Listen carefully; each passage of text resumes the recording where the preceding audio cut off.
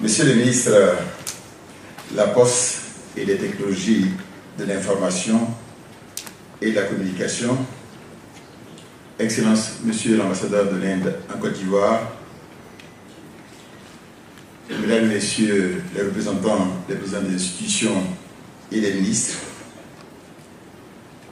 Monsieur le PDG de l'e-conférence, Mesdames et Messieurs les présidents des conseils d'administration, Monsieur le directeur général de l'ANSUT, Mesdames et Messieurs les directeurs régionaux, directeurs centraux, chers amis des médias, Excellences, Mesdames et Messieurs, c'est un réel plaisir et un privilège pour moi d'être parmi vous ce matin pour présider à la demande donc, du ministre en charge des postes et des titres de Côte d'Ivoire la cérémonie inaugurale de la 5e édition de l'Africa IT et Télécom Forum. Je voudrais, dès l'entendre mon propos, au nom du président de la République, son Excellence M. Alassane Ouattara, saluer la présence distinguée à Africa IT and Telecom Forum 2015 l'ensemble des participants et souhaiter avec le ministre des Postes et d'éthique la Kwaba, c'est-à-dire la traditionnelle et cordiale bienvenue à nos autres et illustres invités venus des pays frères et amis. Ma présence ici parmi vous ce matin est aussi le signe du grand intérêt que le président de la République, son Excellence M. Alassane Ouattara et son gouvernement portent au secteur des technologies d'information et de la communication dont le dynamisme est vraiment à saluer. Je salue et félicite également l'ensemble des acteurs de ce secteur très important pour notre économie et pour nos populations. Je me permets de vous féliciter à nouveau le ministre des Postes et d'éthique et de la communication, M. Bruno Koné, ici présent, et l'ensemble de ses collaborateurs pour leur fort dynamisme et pour toutes les réalisations de ces dernières années dans ce secteur. Je voudrais vraiment qu'on les applaudisse.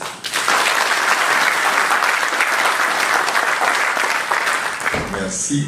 Ces réalisations ont permis à notre pays de rattraper l'important retard qui était le sien dans le domaine donc, des technologies de l'information et de la communication, du fait notamment donc, de la grave crise que le pays a traversée au cours de la décennie 2000-2010. Je tiens également à féliciter M. Hassan Alaoui, président de la société e-conférence, que je me souviens avoir rencontré il y a quelques années, je crois que c'était en octobre 2013, pour une rencontre. Félicitations à vous, M. Alaoui, pour vos efforts qui permettent que ces forats d'échange se transforment en plateforme d'action, moteur de la croissance économique de nos pays. Vous ne pouvez pas l'applaudir aussi? Merci pour votre compréhension. Il me plaît de relever, pour m'en féliciter, les 2 mois de coopération qui ont permis la tenue du forum de ce jour sur le thème Afrique, l'avenir est numérique. Il s'agit d'abord de la coopération entre nos pays, qui permet à ceux-ci d'échanger sur des problématiques très actuelles de leur développement et de partager les bonnes pratiques en cette matière. Il convient ensuite de saluer la collaboration et le partenariat entre le secteur privé et le secteur public de nos pays à travers l'organisation de ce forum qui implique tous les acteurs du secteur si stratégique des technologies de l'information et de la communication. Le thème du présent forum, je le rappelle, Afrique, l'avenir est numérique, s'inscrit parfaitement dans la vision donc, du chef de l'État, le président Alassane Ouattara, de faire de la Côte d'Ivoire un pays émergent à l'horizon 2020. Je suis donc heureux que ce forum se tienne à peine quelques jours après l'importante conférence internationale sur l'émergence de l'Afrique qui s'est tenue à Abidjan du 18 au 20 mars 2015. Distingués invités, Excellences, Mesdames et Messieurs, le gouvernement ivoirien, le ministre en a parlé tout à l'heure, mais on nous dit que répétition est pédagogique, a entrepris depuis 2011 de réformes structurelles et sectorielles pour améliorer de façon notable la compétitivité de notre économie. Il s'agit globalement de créer le meilleur environnement pour accompagner le secteur privé et de créer en Côte d'Ivoire l'un des climats des investissements privés les plus attractifs et les plus porteurs en Afrique. L'accélération et l'intensification de ces réformes structurelles et sectorielles ont permis à la Côte d'Ivoire d'être classée pour la 2e année consécutive parmi les 10 meilleurs réformateurs au monde dans le cadre du business 2014-2015 de la Banque mondiale, passant ainsi du 7e rang au 4e rang.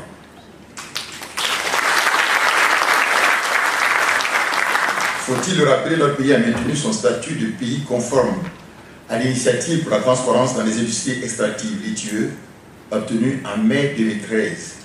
De même, la Côte d'Ivoire a reçu en décembre 2014 le prix Forum Mines and Money du meilleur pays en matière de réforme dans le secteur minier, devant les pays européens comme la Finlande, la Serbie et aussi l'Amérique latine comme le Pérou.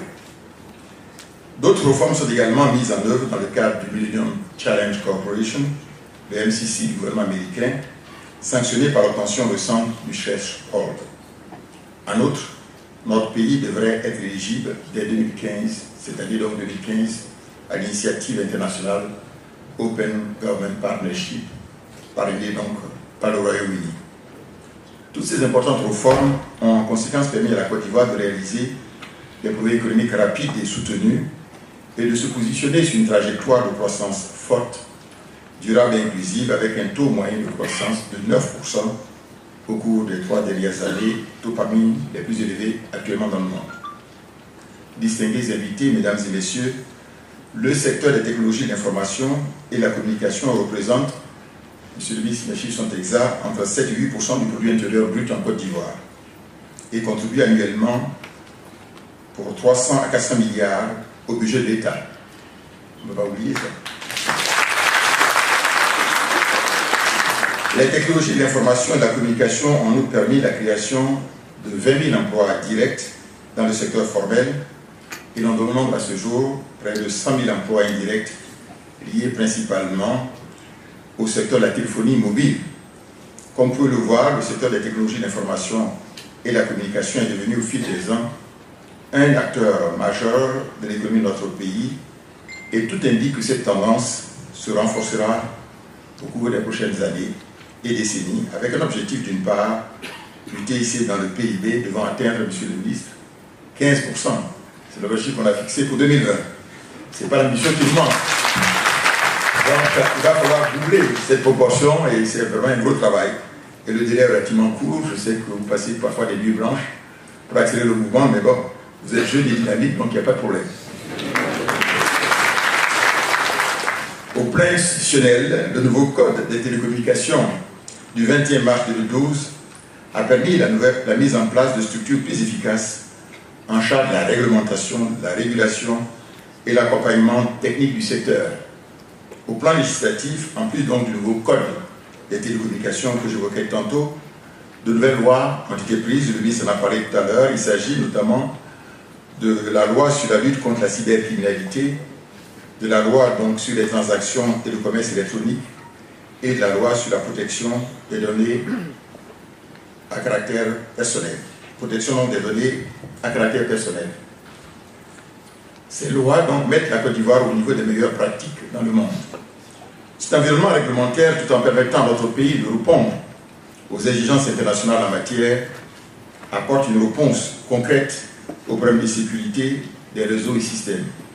Ces lois également créent des conditions d'incitation à l'investissement privé dans le secteur et favorisent les usages en rassurant donc les utilisateurs. Au niveau de l'infrastructure, plusieurs ouvrages et projets sont en cours, le ministre en a mentionné quelques-uns. Il s'agit donc entre autres du projet de construction du réseau national en fibre optique de 7000 km, dont 2000 sont en cours d'achèvement. Le démarrage de la construction des 5000 km restants est prévu, le lancement donc est prévu donc au cours de cette année 2015.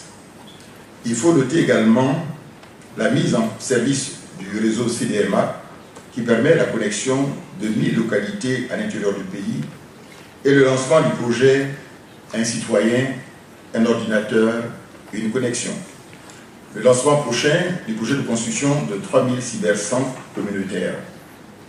Il convient également de noter l'aménagement en cours de la zone franche de biotechnologie et de technologie de l'information et de la communication dont les travaux ont été lancés le 19 décembre dernier, ainsi que la construction du centre Mahatma Gandhi inauguré donc le 24 janvier 2014, est destiné à la promotion des technologies de l'information et de la communication et de la biotechnologie. Sur le plan du développement humain, car vous le savez, il est de richesse que l'homme. Donc sur le plan humain, je suis heureux que l'École supérieure africaine de technologie de l'information et de la communication, en abrégé les ESATIC, soit désormais totalement opérationnelle. Cette école d'excellence nous permettra de combler dans les prochaines années le déficit que notre pays connaît en matière de ressources humaines et d'experts dans ce domaine stratégique des techniques technologiques, donc de l'information et de la communication. Je rappelle aux participants des pays frères que cette école a une vocation panafricaine et qu'elle est ouverte, monsieur le ministre, je peux le confirmer, aux pays de la sous-région, voire de l'Afrique. Très bien, il confirme. Donc c'est ouvert pour ceux qui veulent venir ici. Excellences, mesdames et messieurs, les défis qui se présentent à nous pour atteindre le cap d'émergence à l'horizon 2020 sont importants et passent préalablement par une émergence au plan numérique. La numérique est une chance pour nos pays africains de rattraper plus rapidement le retard qu'ils accusent sur le reste du monde. Aussi, la Côte d'Ivoire mettra-t-elle en œuvre, tout en œuvre, pour ne pas rater cette formidable opportunité et occasion. Notre ambition est de nous hisser au rang des nations résolument tournées vers la maîtrise des techniques et des technologies, levier incontournable en ce début du XXIe siècle, qui devrait être celui de la croissance économique, des progrès techniques et de développement humain durable et soutenu. Il y a pratiquement une quarantaine d'années, le visionnaire, le premier président de la Côte d'Ivoire, le président Félix Houphouët-Boigny, disait, je cite, « Si la Côte d'Ivoire a raté la révolution industrielle, elle ne doit pas rater la révolution informatique. » Fin de citation. C'est ainsi que la Côte d'Ivoire a été l'un des tout premiers pays en Afrique à se doter d'un ministère en charge de l'informatique, dès le début des années 80. Aujourd'hui, on parlerait plutôt, vous le savez, donc des technologies de l'information et de la communication. Mais les enjeux restent les mêmes. Je crois que nous aurons encore moins d'excuses aujourd'hui si nous ratons cette révolution du numérique, omniprésente dans notre vie de tous les jours et dans ce monde devenu un village planétaire. Excellences, mesdames et messieurs, chers participants, je me permets de vous inviter en conséquence, à la suite de vos échanges, à nous apporter les contributions nécessaires à la mise en œuvre d'une stratégie robuste, efficace et planifiée pour une émergence numérique du continent africain. C'est dans cette attente et tout en souhaitant des débats fructueux et constructifs que je déclare au nom du président de la République, son Excellence M. Alassane Ouattara, ouvert le Forum Africa IT and Telecom 2015. Je vous remercie de votre attention.